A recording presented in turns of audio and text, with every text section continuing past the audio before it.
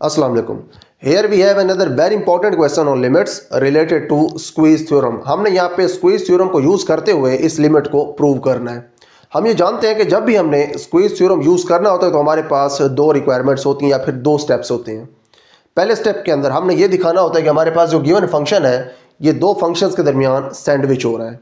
दूसरे स्टेप के अंदर हमने ये दिखाना होता है कि वो जो दो फंक्शंस हमारे गिवन फंक्शन को सैंडविच कर रहे हैं उन दोनों फंक्शंस की लिमिट आपस में बराबर है। तो उन दोनों की लिमिट का जो आंसर होता है वही हमारे पास इस गिवन फंक्शन की लिमिट का आंसर होता है। तो इस तरह से हमने ये क्वेश्चन प्रूव करना है।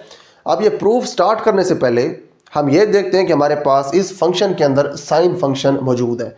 तो जो साइन फंक्शन है इसका बिहेवियर हम अपने पिछले लेक्चर्स के अंदर इन डिटेल देख चुके हैं। हम ये जानते हैं कि जो साइन फंक्शन है इसकी वैल्यूज़ हमेशा -1 और +1 के दरमियान होती हैं। तो इसके इसी बिहेवियर को यूज़ करते हुए हम अपना ये प्रूफ स्टार्ट करते हैं। यहाँ पे हम लिखेंगे as we no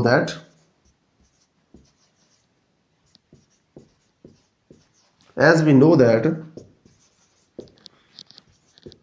sign function gives outputs between -1 and +1। यहाँ पे हमारे पास जो साइन है उसके अंदर जो इनपुट है वो है π/x। यहाँ पे जो भी एक्सप्रेशन हो आपका जो साइन फंक्शन है ये हमेशा आपको आउटपुट्स देगा बिटवीन -1 एंड +1। तो अब आप यहाँ पे देख सकते हैं कि जो साइन है उसका हमारे पास एक रिलेशन आ गया है कि जो साइन π/x है इसकी वैल्यूज हमेशा -1 और 1 के दरमियान होती हैं। तो ये जो आपके पास यहाँ पे स्क्वायर रूट मौजूद है, अज्यूम करें कि ये एक पॉजिटिव नंबर है, तो अगर आप किसी भी पॉजिटिव नंबर को किसी एक्सप्रेशन के साथ मल्टीप्लाई करवाएं और उसके अंदर इनइक्वालिटीज़ इन्वॉल्व हो रही हो तो उन इनइक्वालिटीज़ का जो ऑर्डर है वो उस पॉजिटिव एक्सप्रेशन के मल्टीप्लाई करवाने के बाद चेंज नहीं होता। तो यहाँ पे हम लिख सकते हैं this implies that minus into square root of x³ plus x², this is less than और equal to square root x³ plus x² into sine π/x, this is less than और equal to square root of x³ plus x²। तो यहाँ पे आप देख सकते हैं कि हमने इस पूरी एक्सप्रेशन के साथ इस फंक्शन को मल्टीप्लाई करवा दिया। हमने जब इसको मल्टीप्लाई करवाया है तो हमें रिजल्ट में ये मिला है कि हमारे पास जो गिवन फंक्शन था वो यहाँ पे सैंडविच हो गया है इन दो फंक्शंस के दरमियान। तो हमारे पास जो पहला स्टेप था स्क्वीज थ्योरम का वो कंप्लीट हो गया है। हमने अपने गिवन फंक्शन को दो फंक्शंस के दरमियान सैंडविच करवा लिया। उसके बाद ये दोनों फंक्शंस जो इस फंक्शन को सैंडविच कर रहे हैं इन दोनों की जो लिमिट है वो बराबर होनी चाहिए। हम अब इस तरफ प्रोसीड करते हैं। तो यहाँ पे हम लिखते हैं now limit x approaches to 0। जो लिमिट हमने फाइंड करनी है यही लिमिट हमने इन दोनों के ऊपर अप्लाई करनी है। Limit minus square root of x³ plus x²। तो इसके अंदर आप x की जगह 0 पुट कर सकते हैं, minus square root of 0³ plus 0², this is equal to 0। तो आपके पास जो पहला फंक्शन है इसकी लिमिट 0 है। दूसरे फंक्शन की लिमिट अब कैलकुलेट करनी है। दूसरा फंक्शन हमारे पास ये है x³ प्लस x²। इसके अंदर जब आप x की जगह 0 पुट करेंगे तो आंसर आपको मिलेगा 0। तो यहाँ पे आपके पास जो दूसरी रिक्वायरमेंट या फिर दूसरा स्टेप है वो कंप्लीट हो गया है।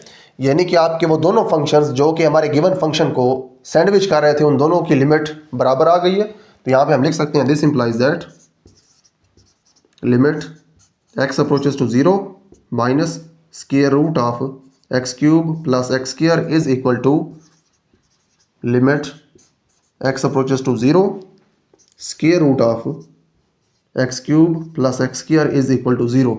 क्योंकि अब इन दोनों फंक्शंस की जो लिमिट है वो 0 के बराबर है। हम ये जानते हैं कि इन दोनों फंक्शंस की लिमिट जिस नंबर के बराबर होती है हमारा जो गिवन फंक्शन है इसकी लिमिट भी उसी नंबर के बराबर होती है। तो यहाँ पे हम लिख सकते हैं हैंस बाय स्क्वीज थ्योरम। यहाँ पे हम अब स्क्वीज थ्योरम यूज़ कर रहे हैं।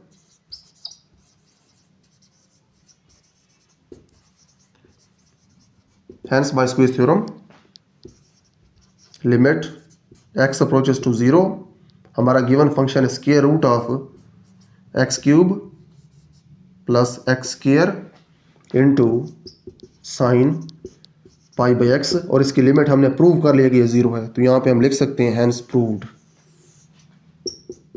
Hence proved. तो यहाँ पे हमारे पास एक क्वेश्चन कंप्लीट हो गया है, हमारी लिमिट प्रूव हो गई है।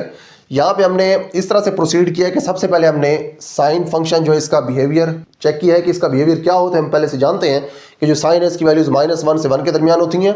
उसके बाद हमने इस एक्सप्रेशन को मल्टीप्लाई करवा दिया है इस एक्सप्रेशन के साथ। जब इस एक्सप्रेशन को हमने मल्टीप्लाई करवाया है तो हमारी जो पहले वाली एक्सप्रेशन है वो इस फॉर्म के अंदर आ गई है। जब हमारी ये एक्सप्रेशन इस फॉर्म के अंदर आई है तो इस स्टेप के ऊपर जो पहली रिक्वायरमेंट है स्क्वीज थ्योरम की वो पूरी हो गई, यानी कि हमारा जो गिवन फंक्शन है वो सैंडविच हो गया है इन दो फंक्शंस के दरमियान। उसके बाद हमने प्रोसीड किया है अपने दूसरे स्टेप की तरफ। दूसरे स्टेप के अंदर हमने इन दोनों फंक्शन की जो लिमिट्स हैं वो कैलकुलेट की हैं जो कि दोनों 0 के बराबर आई हैं। हमने यहाँ पे लिख दिया है कि दोनों फंक्शंस की जो लिमिट्स हैं वो बराबर हैं और 0 के बराबर हैं। उसके बाद हमने स्क्वीज थ्योरम को यूज़ करके ये प्रूव कर दिया कि हमारे पास जो गिवन फंक्शन है इसकी लिमिट 0 है। तो यहाँ पे हमारे पास ये क्वेश्चन कंप्लीट हो गया है। इसके बाद हम अपना नेक्स्ट क्वेश्चन सॉल्व करेंगे।